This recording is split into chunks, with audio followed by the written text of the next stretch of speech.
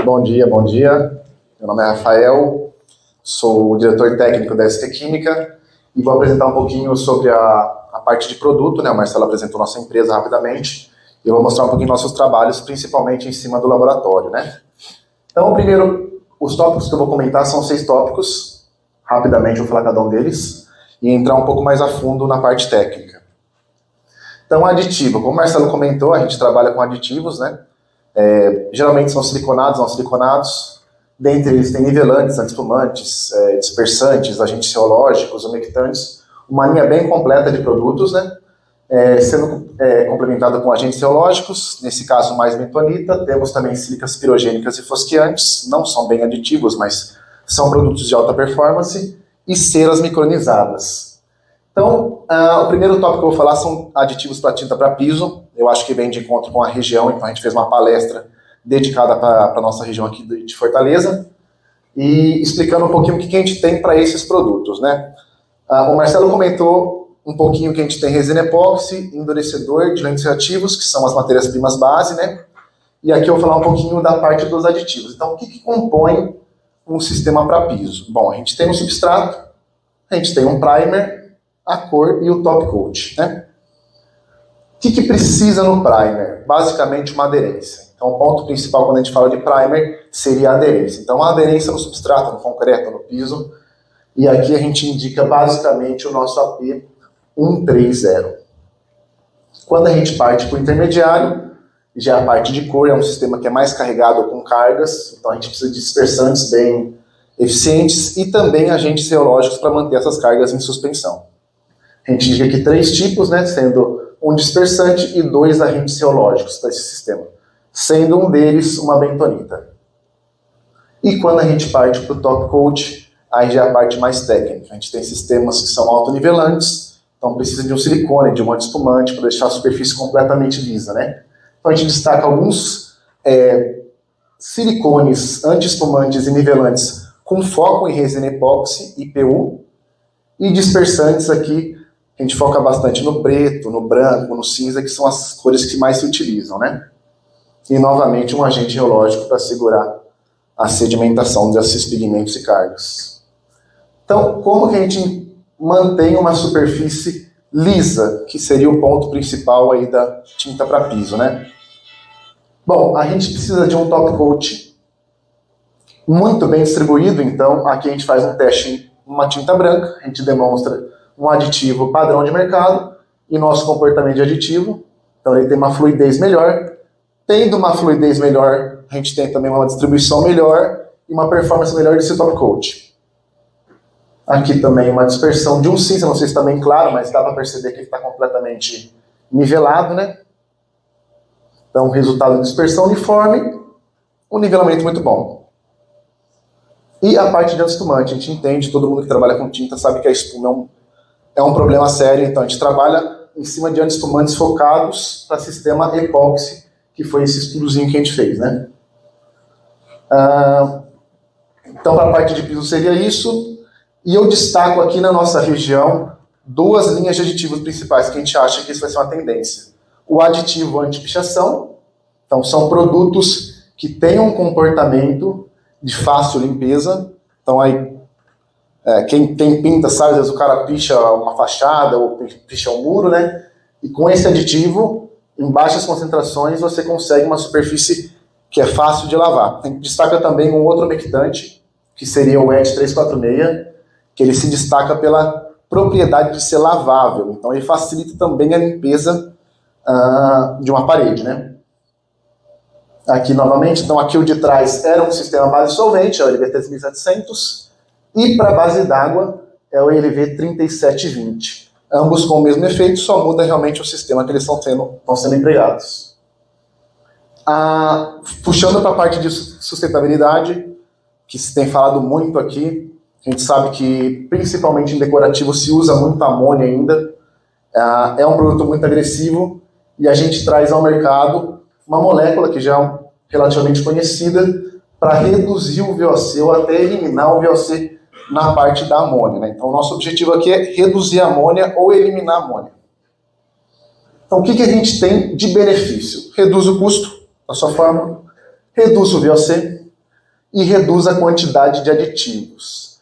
Por que de aditivos? Ele torna a fórmula mais estável, fazendo com que os aditivos, a gente reduz o uso de aditivos, e a gente sabe que quando o aditivo migra para a superfície, tem uma tendência de ter problemas de superfície, né? Então ele melhora uma resistência à água, uma resistência à abrasão. Por que a gente está fugindo da amônia, né? Por que tanto fala de amônia? Por que tanto fala desse produto? Bom, quem trabalha com ela sabe do odor. Uma fábrica fechada tem um odor muito forte. Ela tem um ponto de ebulição muito baixo. Então, além do odor, essas partículas ficam no ar, né? Tem irritação severa, é um produto muito forte. Então, pensando na saúde de quem opera, seja na produção, seja de quem aplica o produto, tem um nível de VAC muito alto e o ponto principal não é amigável ao meio ambiente, que é o que a gente tem buscado bastante, né? Aqui é um testezinho básico que a gente fez, né? Aqui a gente tem um controle sem o aditivo, aqui o aditivo sendo adicionado com a redução dos outros aditivos. Então, antiespumante, dispersante e coalescente são reduzidos. Resultados: resistência à abrasão se mantém ou até fica um pouco melhor, e viscosidade também se mantém ou fica até um pouco mais baixa, né? Viscosidade baixa para a gente é muito bom, é fácil de levantar, coloca um aditivo relógio, um pouquinho mais de carga, que a viscosidade sobe no nível que a gente precisa, né? Aqui um outro testezinho também, nessa mesma linha de alterações, né? Então esse primeiro teste era uma tinta interior, esse segundo teste é uma tinta exterior, né? E o uso de sistema alquídico. Então, esse produto é só para sistema à base d'água?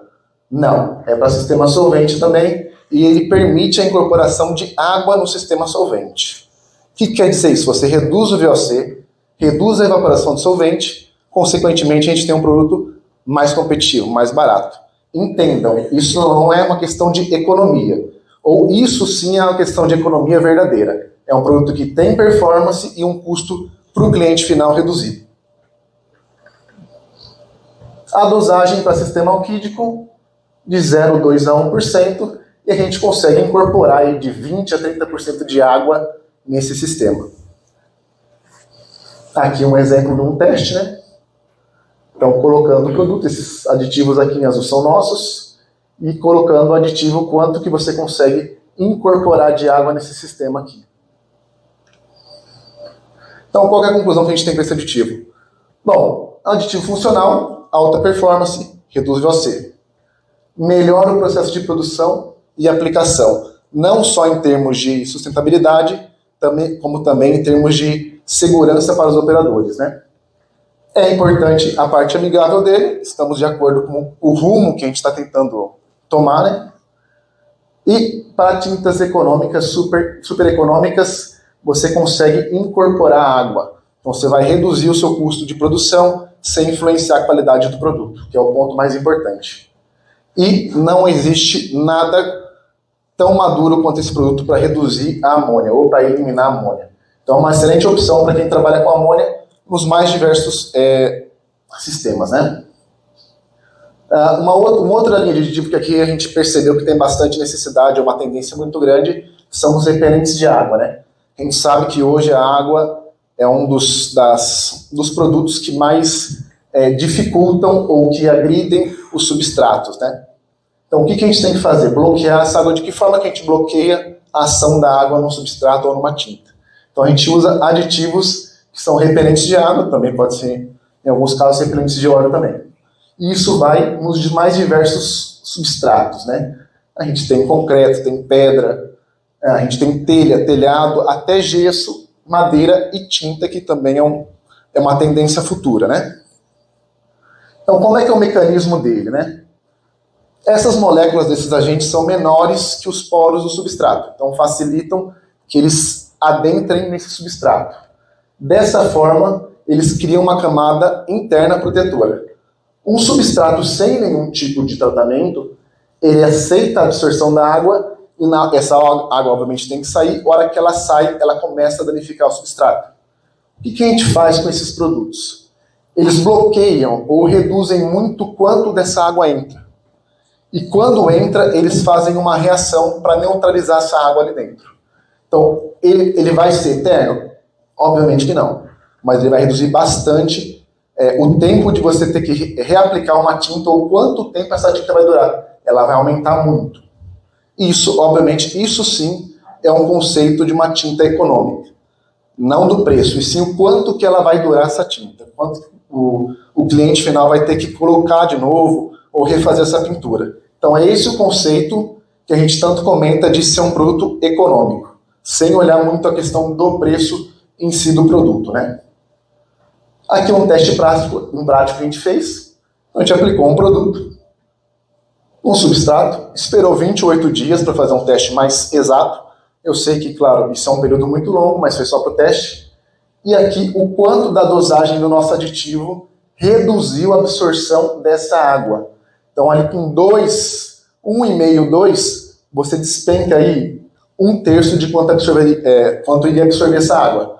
Isso tem ligação direta com o quê? Estrutura, vai ter uma estrutura mais leve, vai durar muito mais, tanto a parte mecânica quanto a parte química também dura mais, evita a formação de micro-organismos ali, enfim.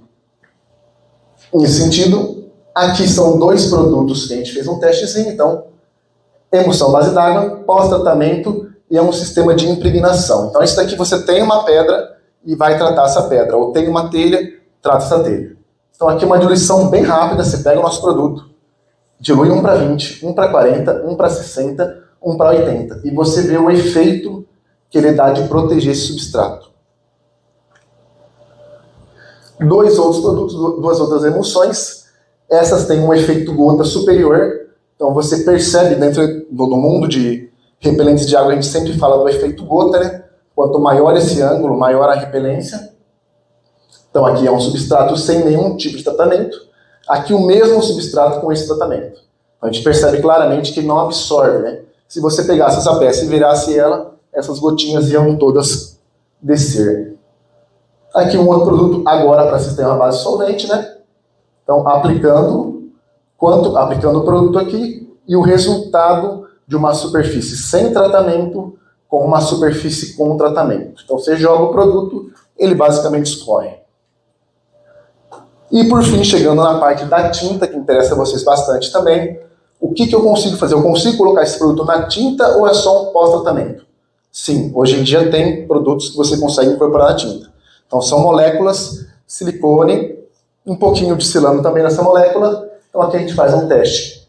Aplicando o produto, completamente pintado. Não dá para ver muito bem, mas aqui é uma chuva. Então começando a olhar o produto. E aqui o resultado final. Então, onde não tem tratamento, existe uma forte absorção dessa água. Dá até para comparar a coloração. Onde tem tratamento, a água fica na superfície e não entra, ela não é absorvida. Dando sequência aos nossos produtos, né? A parte de sílicas fosquiantes. A gente trabalha hoje com o maior fabricante de sílica fosquiante da China. Trabalhamos com diversos tipos de grades. E quando a gente fala em sílica, o que a gente espera de sílica? Obviamente, redução do brilho. Precisamos de um produto com uma boa dispersão. Precisamos de um produto com uma boa transparência. E não pode sedimentar, então tem que ser estável. Então a função primária dela, controla o brilho. Secundárias, melhor slip, o toque. E também um pouco de resistência para esse do filme. Ponto negativo com quem trabalha com sílica. A gente perde completamente o controle da viscosidade. Então, fatores que alteram, né? Então, quanto maior o tamanho de partícula, mais fosqueia. Quanto maior o volume de poro, mais fosqueia. Quanto menor a absorção, menor a viscosidade. E sílicas com tratamento, elas têm maior estabilidade. Então, que tipo de sílica eu vou escolher quando eu começar um projeto? Bom, você vai olhar esses principais fatores e entender o que realmente você precisa. Você precisa de algo que fosqueia muito? Entenda que vai subir muito a viscosidade. Precisa de um fosco médio. Você consegue escolher o tipo de produto antes de testar um monte de produto. Então, qual é o mecanismo de uma sílica, né? Então, a gente tem um filme úmido, começa a evaporar o solvente ou a água, encolhe o filme e o filme pós-curado é cheio de rugas. Essas rugas facilitam demais o processo de fosqueamento. Então, hora que tem aqui a difração da luz, um 100% brilho parece um espelho, um filme fosco ele é todo desordenado. E isso causa uma facilidade na parte de fosquear. Aqui é um trabalho técnico, o Marcelo comentou sobre o nosso laboratório, né? Então, aqui é o que a gente tenta mostrar o que a gente faz pelos nossos clientes. Então, pô, Rafael, eu queria testar aqui e não estou sem tempo. A gente pede para o cliente o sistema dele sem sílica, testa todas as nossas sílicas que a gente julga naquele momento ser importante, manda para o cliente um relatório completo. Viscosidade sem sílica, com sílica, o brilho, seja na parte branca, na parte preta ou no papel metalizado. Então, o que é isso daqui? O cara consegue entender aonde ele quer chegar de viscosidade e o máximo que ele vai conseguir fosquear com aquilo ali. Esse teste ainda não contempla os dispersantes de sílicas fosqueantes. Então, a viscosidade reduz um pouco mais. Mas é só um exemplo do trabalho que a gente faz. Em que sentido que a gente está caminhando. Aqui são as evidências. A gente manda para o cliente um relatório bem completo, com gráficos. São gráficos comparativos. Análise crítica da resina. Então, esse é um teste de sistema UV. No sistema UV a gente pode escolher qual tipo de resina a gente usa. E a gente demonstrava uma resina tradicional, que é uma epóxi acrilada, versus uma resina poliéster acrilada, mostrando que a poliéster, por mais que ela é cara, ela vai economizar muito agente fosqueante. E no fim, ela se torna mais barata. Então é uma análise crítica que a gente passa para o cliente para decidir. Aqui a gente também manda para eles todas as evidências, né? Tudo que a gente tem, que a gente produziu, a gente manda para ele ver pessoalmente. E de sílica é isso. Dando sequência aqui na parte de produtos de alta performance, comentar um pouquinho sobre os pigmentos anticorrosivos, que aqui na região eu entendo que seja uma coisa bastante importante, por ser uma região úmida, por ter um ambiente com salinidade, né? Ele amiga o mecanismo deles através de troca de íons de cálcio da superfície, amigável ao ambiente, então está de acordo com a nossa estratégia de sustentabilidade, livre de qualquer metal pesado e cromo, proteção ao meio ambiente e ao ser humano novamente, aplicável em diversos sistemas, geralmente são para metais, obviamente, e na linha de pigmentos anticorrosivos, esse seria o mais efetivo. Então, como é que funciona o mecanismo aqui para a parte mais técnica da coisa, né? Então, a gente tem um ânodo que, sob a influência de íons agressivos, como cloro, os átomos de ferro perdem 2 a 3 elétrons, permitindo a entrada de íons ferrosos. O cátodo, partículas de água e oxigênio começam a interagir com o metal e temos elétrons na superfície que geram, nesse caso, a corrosão, né? Então, o que o nosso produto faz? Ele possui uma alta área superficial que se distribui no filme para absorver esses íons agressivos e retarda a formação ferrosa. Então, ele retarda a formação da oxidação. E, além de liberar íons de cálcio e magnésio. Paralelamente, as partículas de sílica, um pigmento modificado com sílica, ela dissolve as substâncias alcalinas e libera os íons de silicato. Então, tem 2 mecanismos de proteção do substrato nesse produto. Bom, eu vou ler aqui porque é um pouco mais técnico, tá? Quando a reação do cátodo ocorre, a alcalinidade da região aumenta, os íons de hidróxido são consumidos para liberar os íons de silicato, como eu comentei, né? Os íons de silicato combinam-se com íons de cálcio, ferrosos e íons de ferro para formar silicatos insolúveis, cobrindo a superfície do cátodo e do ânodo para formar uma película protetora, a qual bloqueia a ocorrência de choques elétricos e minimiza a ocorrência de reação entre ânodo e o cátodo. Quem fez química entende da parte de o que o choque elétrico tem a ver com o ânodo e com o cátodo, né? Portanto, esse aditivo, o que ele faz?